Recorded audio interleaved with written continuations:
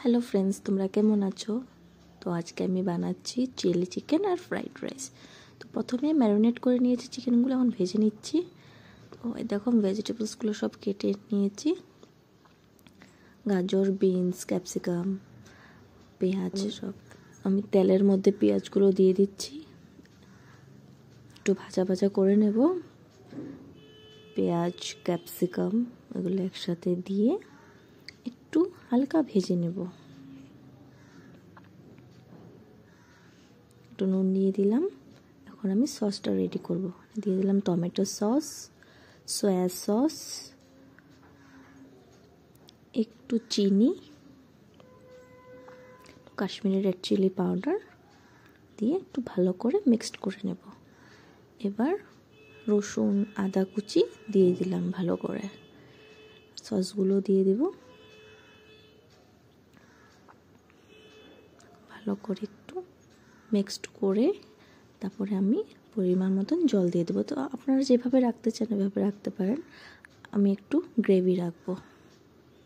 তো এবার আমি চিকেনগুলো দিয়ে দিলাম, দিয়ে নাড়াচাড়া করে নেব, করে 5 মিনিটস বয়েল করে নিয়ে তারপরে আমি নামিয়ে দেব।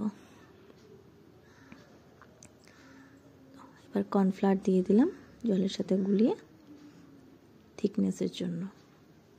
তো আমার চিলি চিকেন রেডি।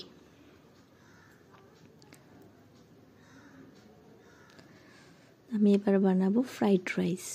ফ্রাইড রাইসের জন্য আমি জল বসিয়ে দিয়েছি গরমে, ওখানের মধ্যে তেজপাতা দিয়ে দিলাম, লং, এলাচি। এবার চালটা দিয়ে দিচ্ছি।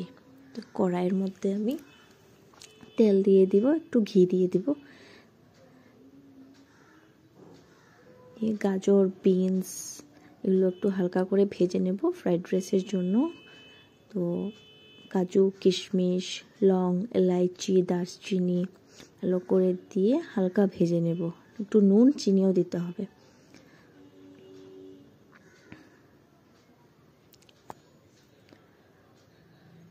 একটু ভাজা ভাজা হয়ে গেলে তারপর আমরা এটাকে নামিয়ে নিব। একটু আরেকটু ঘি ছড়িয়ে দেব আমি এখন।